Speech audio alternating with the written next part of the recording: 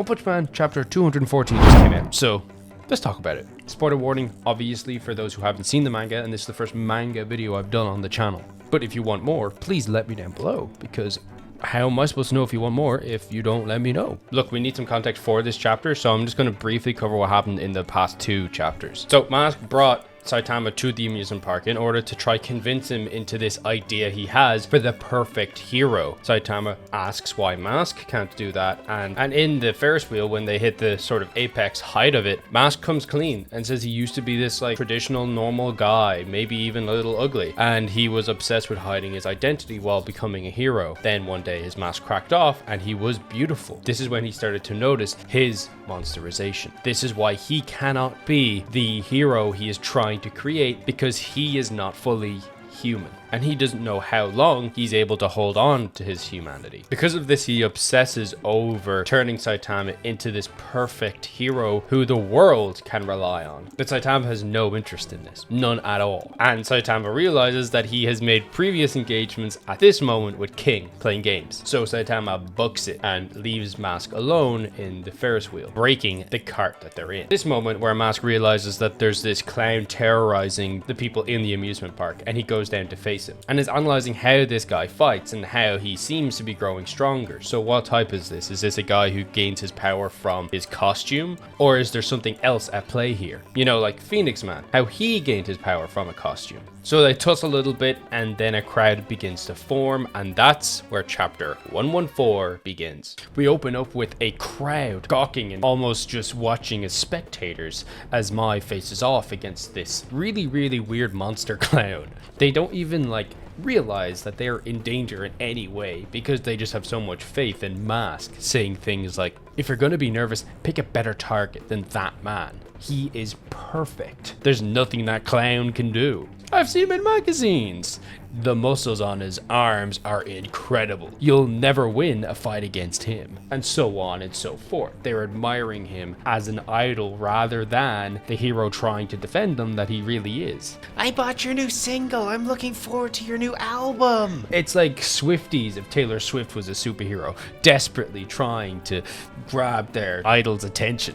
And some in the crowd are also just speculating, whoa, is this actually like a TV show? Because my Mask is also an actor. So they're now thinking that they're going to be extras in the show or the movie that Mai is doing. And some of them are freaking out over their appearance, over their hair. Mai tries to shout and let them know, this isn't an act, there's a real monster here, get the fuck out of here. They're just like, why is he so mad? Is he mad about something? Just look at it's a clown. He can handle the clown. There's nothing bad there. Some Ultra fans are there saying that, you should let the man do what he needs to do. We're so lucky to even witness what he's about to perform. And all this commotion just drags more and more people down to this fight where they really do not need to be. Because of this, Mask decides that the best way to deal with this situation is just to take the monster down as fast as he humanly possibly can, because there's no way he's going to be able to evacuate them all in time. But the clown's creepiness starts to build even more. His muscles seem to get just that much bigger as he says, wow, this is amazing. The screams have turned into cheers. You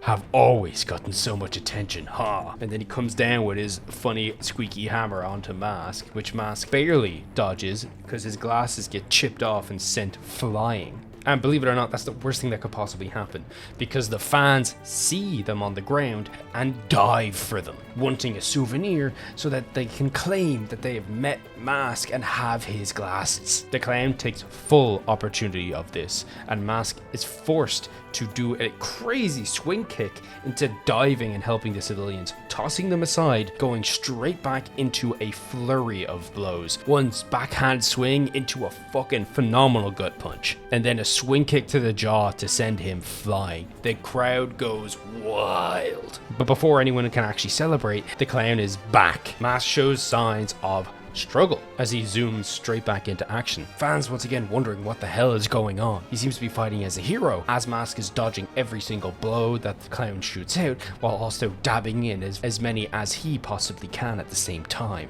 And much like in modern society, we have the fans, instead of calling in help or doing something actually functional and useful, or, honestly just preserving their own lives, they start filming it and live streaming it. Now, thousands of people get to see this fight between Mask and this clown, which is a really bad thing, because this clown gains power from his audience. He is a performer. His monster power is that he literally grows in strength when people are watching him. And now he seems to be strong enough to actually put up a strong, if not overwhelming, disadvantaged fight towards Mask. And that's the end of the chapter. We don't get too much, but once again, Murata's paneling is divine here, okay? Now, we know from the previous chapter that the monster does grow with attention. So Mask is like the perfect opponent for him. This clown is Mask's kryptonite. The followers, the fame, the status that his vanity he's built so much of is now the thing holding him back, as you know it honestly narratively should do. Usually in like manga and anime, it's kind of a bad thing to strive for vain things like that, and this is a way of narratively punishing him for that sin of greed. So there's a little bit of poetic justice in this matchup, which I can really appreciate. And also in the previous chapter we saw Mask deduce this through speculation, but something that's like really clear and that we saw him struggle with in the Monster Association arc is that Mask is able to keep such a chill and cool face while he's basically being antagonized by his own fans, getting in the way and actively making this situation that he is doing in order to protect them far more difficult than it really needs to be. This fight that Mask has with the clown, he wants silence and put it away as quickly as possible, but instead he's given encore. And it's clear, if you know you're not familiar with One Punch Man patterns, this fight has pretty much only just begun. They've basically set the stage for what's going to be what I think a pretty cinematic fight. But there is a pretty clear emphasis on saving the civilians. Sweet Mask is terrified of himself, of becoming a monster. So it's nice to actually see him just save the civilians. Because in the Monster Association arc, instead of saving the people he was supposed to, he kind of tried to kill them all. And in a different version of that chapter, he did kill them all. Despite all these despite all his vanity and the flaw of possible full monsterization within him, he genuinely still cares about being a good hero.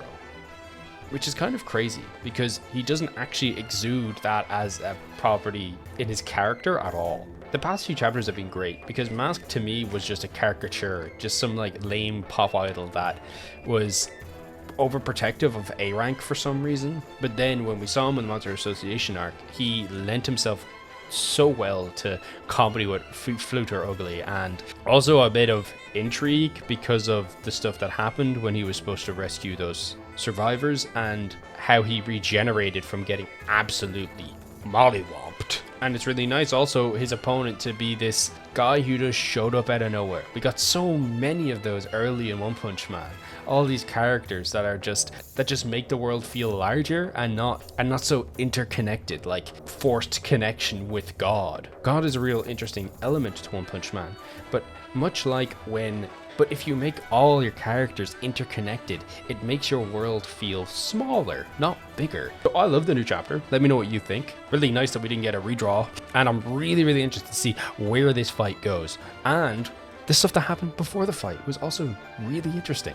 I can't wait to see if Mask can somehow get Saitama into that costume. But yeah, check out my other videos on the One Punch Man anime. I put a lot of work into those, and these videos are quick and easy to make, but those are hard. So I really appreciate any support that you could send their way. Thank you very much for watching. I'll see you next time.